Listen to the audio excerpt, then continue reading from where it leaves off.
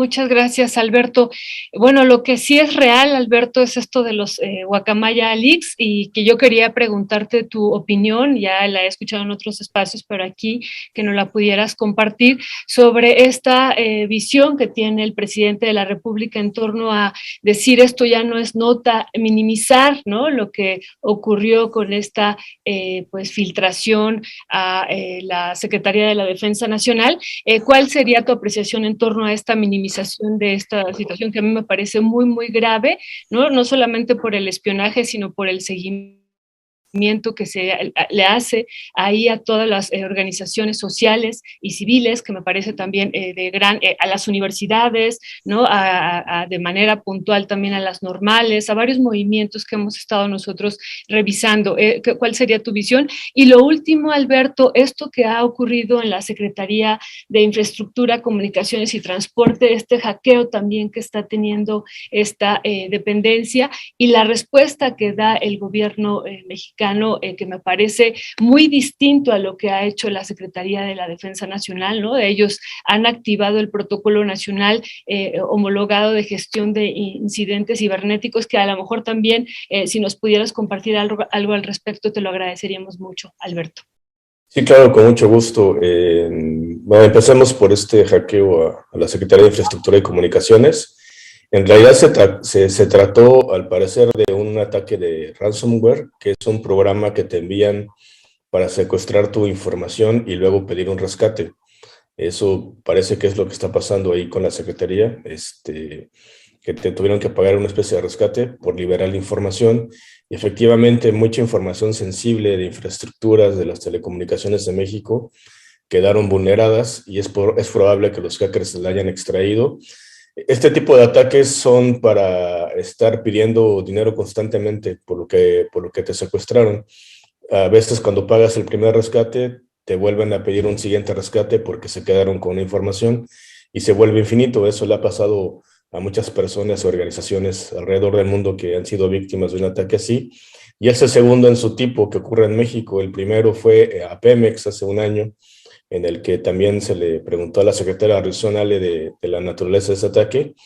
No se dieron muchos detalles, pero también fue un secuestro de información en las plataformas petroleras de México. Creo que hizo bien la Secretaría de Infraestructura y Comunicaciones porque activar un protocolo de emergencia y hacerlo público es muy importante por las consecuencias que pueda haber, ¿no? De que esa información tan sensible pues esté en manos de delincuentes, ¿no? O de las manos equivocadas. Lo que pasó con la Secretaría es totalmente distinto a los Guacamaya Leaks, porque lo de el hackeo, bueno, el ataque a la Secretaría es un acto delictivo, es decir, fue con fines económicos de entrar, secuestrar la información y pedir un rescate, ¿no? Con los detalles que tengo al respecto. En el caso de los Guacamaya Leaks se trata más bien de un acto político, una reivindicación de un grupo subversivo, que así se denominan ellos, ¿no? Se trata de una reivindicación de un acto de protesta, de un acto de hacktivismo, y es totalmente distinto a lo que está pasando con la Secretaría. Y en el caso de los Guacamaya Leaks, lo que nos encontramos ahora es pues una actitud negligente del gobierno federal y sobre todo de la Secretaría de la Defensa Nacional en no reconocer que la extracción de información tan sensible como por ejemplo el protocolo de seguridad del presidente, que el cómo se defienden las infraestructuras, todos los mapas de los oleoductos, gasoductos, la infraestructura eléctrica del país, está ahora mismo vulnerable desde que la filtración se hizo pública. También recordar que hubo un mal uso, ¿no?, de las claves para entrar a los Guacamaya Leaks, lamentablemente, de algunos periodistas. Entonces esa información ya es probable que esté en manos de las manos equivocados. Y si esa información está ahorita en manos del crimen organizado o de personas interesadas en violentar la infraestructura nacional, pues México en su totalidad está en riesgo y el gobierno tendría que haber ya activado un protocolo de emergencia público, como se activó en Chile, desde las primeras horas en que se supo del hackeo de los Guacamaya Leaks en Chile. La ministra del Exterior en Chile canceló su gira en Estados Unidos, la secretaria de Defensa, y activó un protocolo de emergencia para atenderlo, e inmediatamente fue cesado el jefe del Estado Mayor del Ejército de Chile, y eso que en Chile las filtraciones no son tan graves como en México. Hay que recordarle a la gente que nos ve que lo que se filtra en México es único, es sui generis, porque en México la Sedena compartía prácticamente todo en los correos, algo que no tenía que haber hecho desde un principio. Se hubiera hackeado o no se hubiera hackeado a la Sedena, toda la información que se comparte en los Guacamaya Leaks es muy sensible como para enviarse por correo. Eso llama la atención para empezar. Y por otro lado, el que no haya ninguna consecuencia, ninguna renuncia, ninguna convocatoria en comité de emergencia, que haya este desplante del secretario con los diputados de no comparecer, pues ya está rayando en lo negligente, porque de esto va a haber muchas consecuencias. La gente seguramente se pregunta, ¿y por qué no se ha dado a conocer algo tan delicado? ¿Por qué no está ya algo tan grave? Porque es muy tardado en analizar la información, pero de lo poco que se ha visto, de los pocos miles de correos que se han analizado, pues viene lo que comentas, Violeta, ese seguimiento pormenorizado de las actividades de muchos activistas, colectivos, periodistas. Hay un interés casi enfermizo de la Sedena, de lo que declaran muchos columnistas, y casi siempre piden como un seguimiento de lo que están haciendo, pensando, o las actividades. A mí me llama mucho la atención el seguimiento que le hacían a Temoris Greco, al documentalista, también a Maite Azuela, esta columnista del Universal, de cómo ese seguimiento va más allá de un seguimiento de una síntesis informativa. Se van siguiendo detalle por detalle las actividades que convocan, que hacen. En el caso de Temoris hasta compran los libros, ¿no?, del director. En el caso de Maite, pues eso es un seguimiento muy puntual de dónde la entrevistan, qué hace ella. Y los documentos, a diferencia de lo que han dicho muchas personas que no han visto los Guacamaya Leaks, esos reportes no son síntesis informativas, son documentos de inteligencia.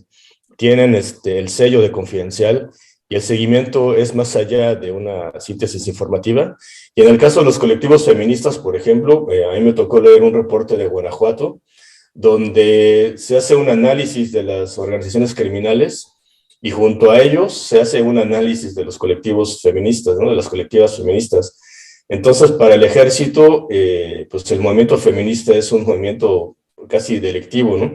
Entonces, eso habla mucho de la visión que tienen las Fuerzas Armadas, ¿no?, de las cosas que pasan en México. Y creo que no solamente eso es parte de lo grave que está dentro de los Guacamaya Leaks, también viene un espionaje pormenorizado de las actividades del presidente actual, de López Obrador. Entonces, eso habla también de cómo el ejército es un poder paralelo a las instituciones, al ejecutivo, al legislativo, al judicial, y de cómo, por ejemplo, vienen esas disputas con la Marina, ¿no?, de control de las infraestructuras nacionales. Es muy grave lo que viene en los Guacamaya Leaks, y insisto, solamente se ha podido leer unos cuantos correos porque la mayoría de la información es críptica, es decir, está lleno de claves militares. Muchos de los correos no tienen textos legibles, entonces hay que abrir uno por uno los documentos. Yo recientemente abrí un documento que no tenía un encabezado, que no tenía texto en el correo, pero era una comunicación entre el secretario de la Defensa y el presidente de la República sobre el caso Levarón. Entonces, información estratégica y confidencial en momentos claves está compartida ahí sin ningún filtro, sin ninguna medida de seguridad. Y eso también puede explicar, pues, los fallos de muchos operativos, ¿no?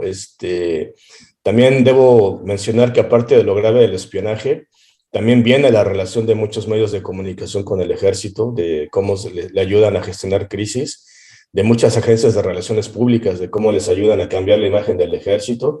Y lo más grave que a mí me parece es que en las recientes obras del Tren Maya, del aeropuerto Felipe Ángeles, pero también en la época de Calderón, porque los Guacamaya Leaks llegan hasta el sexenio de Felipe Calderón, viene cómo se transformó una base aérea en el istmo de Tehuantepec, cómo se convirtió en un parque eólico, ¿no? Y viene el ABC de cómo se fueron gestionando los contratos, los actos de corrupción, los favores que pidieron varios políticos, y eso habla del inmenso poder corruptor que tienen las grandes obras a manos del ejército, ¿no? Desde Calderón.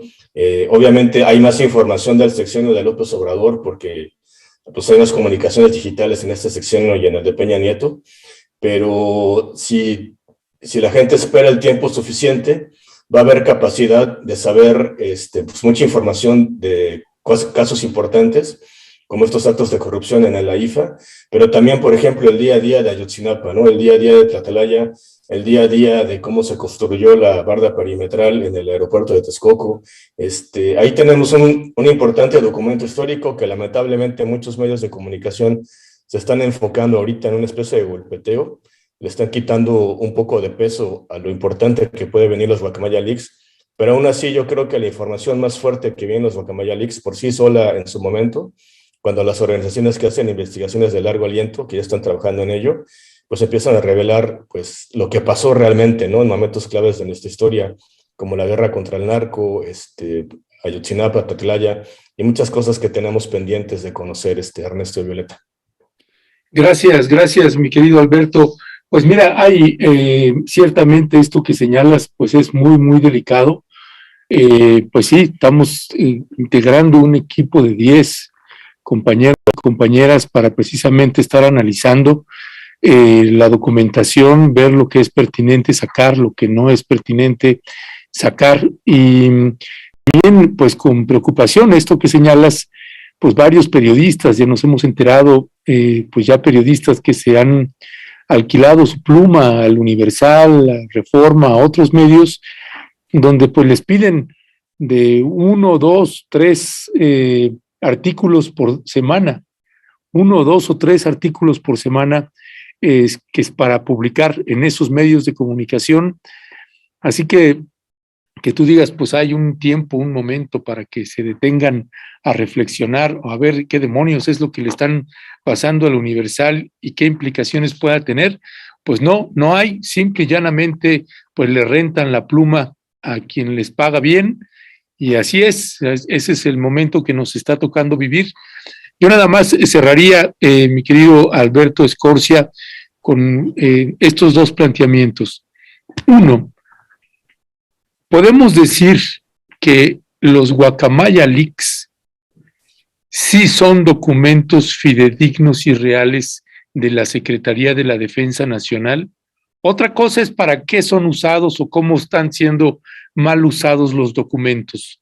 Pero con base a los elementos que uno puede presuponer ahí a la hora que uno va revisando, y te quedas con los ojos de plato a la hora de ir viendo los documentos y lo que va saliendo ahí, desde nuestro punto de vista, pues son documentos reales de la Secretaría de la Defensa Nacional, particularmente también por la precisión de la información en muchos casos, y porque no identifico otra instancia de gobierno que tuviera la capacidad de hacer un seguimiento y un espionaje de esa naturaleza, como no es las Fuerzas Armadas. ¿Estaríamos hablando de que sí son documentos reales? Sí, claro, son documentos reales. Además, sería muy difícil fabricar 4 millones de correos electrónicos y con esa capacidad de detalle, y al menos, por ejemplo, hay muchas notas escritas con la letra del secretario de la Defensa. Entonces, para empezar, es una forma de corroborar. También las claves militares, muchas que aparecen, se pueden corroborar que sí son las claves que se utilizan en reportes de inteligencia, en las comunicaciones militares. Entonces, el nivel de detalle que tienen esos documentos, pues sí corresponde, ¿no?, a comunicaciones reales.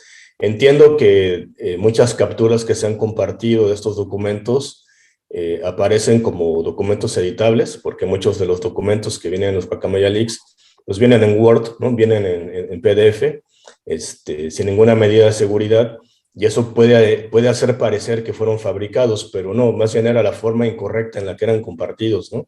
Y además hay miles y miles de correos de trámites comunes, ¿no?, de soldados pidiendo descansos, permisos, denunciando abusos, muchas cosas que sería muy difícil de ¿cómo se llama?, de manipular, y que se puede corroborar en su momento, ¿no? Se puede ligar la fecha con lo que pasó, y al menos en los documentos sobre Ayotzinapa, pues sí corresponden con lo que estuvo pasando en ese momento, ¿no? Sí. Hay alguien, Vaivana Paz, que pregunta ahí también sobre precisamente estos documentos, que esta parte que si tú consideras, yo creo que sí, Violeta, no sé también tú qué opines, pero yo creo que pues una cosa es que diga el presidente, no, pues eso no es nada y no es nota, pero que el ejército y el gobierno mexicano pues sí estén tomando medidas extremas al respecto, off the record, ¿no? Pues sí, o sea, puede ser que haya un comité de emergencia instalado secretamente, pero algo de ese calibre ya tendría que haber tenido consecuencias. A mínimo ya tendría que haber renunciado a alguien dentro del ejército por la gravedad de las comunicaciones. Y esto lo digo porque eso está pasando en otros países, en El Salvador, en Chile, en Perú. Ha sido un auténtico escándalo todo lo que se ha revelado en esos países y ni siquiera es tan grave como lo que hay en México. Por ejemplo, hay unos planes de invasión de Perú a Chile, ¿no? Donde se detalla cómo en un momento de crisis el ejército peruano está dispuesto a invadir a su vecino. Y eso ha sido pues escandaloso, ¿no? Pero aquí en México vienen cosas mucho más graves que eso, ¿no? Por ejemplo, vienen muchos correos entre la CIA, el Departamento de Estado y el Ejército, ¿no? Esta cosa tan escandalosa de la correspondencia entre Televisa y el Ejército Mexicano, por ejemplo. Yo creo que si hay un comité de emergencia y no lo sabemos, pues qué bueno que esté convocado, pero yo por lo pronto creo que se nota que no lo hay. También hay que recordarle a la gente que hay periodistas especializados en la fuente presidencial. Uno de ellos reportó que hubo una reunión de emergencia la noche de los hackeos, pero que después no hubo más reuniones, ¿no? Y además hay que recordar que casi siempre todo se filtra, ¿no? De lo que pasa en Palacio Nacional, eso siempre ha sido así. Y esas las personas que de forma, digamos, cotidiana revelan ese tipo de informaciones, pues no han reportado que haya habido alguna reunión de emergencia o que esté instalado un comité. Se notaría que hay un comité instalado, ¿no? Además, porque mucha de la infraestructura pues está en manos de la CFE y de Pemex, o sea, ya habría señales de que se están cambiando los protocolos de seguridad en las aduanas, en los aeropuertos, y eso no está ocurriendo. Y si no está ocurriendo, pues está totalmente en riesgo todas las operaciones del país, ¿no? No es por ser alarmista, pero lo que puede pasar con esa información en las manos pues no adecuadas, pues puede provocar graves problemas en el funcionamiento del país. Y a la larga, en todos los países donde se revelan los Guacamaya Leaks, puede ser que haya grandes protestas. Todavía no sabemos el tamaño y el alcance que va a tener la información.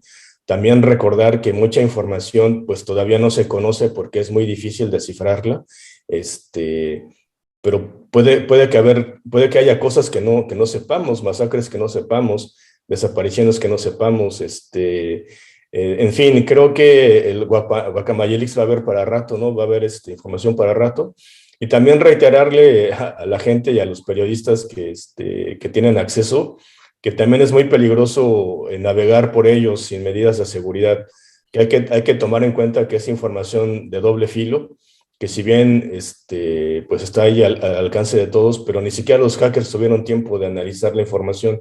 Entonces hay que tener mucha precaución porque recientemente estuve en contacto con el enlace activista y me decían, bueno, es que esta información en algún momento va a estar en manos del ejército, o sea, el servidor que ellos tienen, y es probable que el ejército, si algún día logra acceder a ese servidor, pues va a estar el historial de búsqueda, ¿no? De todos los periodistas e investigadores. Entonces yo reitero ese llamado a la prudencia y a seguir medidas de seguridad a la hora de analizarlos. Hay que analizarlos, pero tomar en cuenta todos los riesgos, Ernesto, Violeta. Ya, pues mi querido Alberto Escorcia, pues muchísimas gracias por acompañarnos y pues seguimos en comunicación. Un fuerte abrazo por allá y que el frío te sea leve. Sí, muchas gracias. Nada más rápido, desde que comencé a hablar de los Guacamaya Leaks, me desmonetizaron mi página, que es un grave golpe para mí, porque gran parte de la operación la financiaba de ahí, sobre todo ahorita que estoy en el proceso de asilo en Suecia. Entonces pedirle a la gente que se nos puedan apoyar en la colecta que hemos lanzado en lo que resolvemos este problema, nos ayudaría muchísimo y gracias siempre por el espacio, Ernesto. Y mucho gusto, Violeta. Igualmente, Alberto. Sí, muchas gracias. Otra vez, Alberto, para que la gente te pueda seguir y escribir. Sí, las redes es @Alberto Escorcia en Twitter y es @ lo que sigue _ en Twitter también, que son las únicas redes que tenemos en el proyecto. Muchas gracias. Bueno, ahí nos comunicamos sobre ese tema más adelante, mi querido Alberto. Un abrazo. Muy bien. Gracias, hasta luego.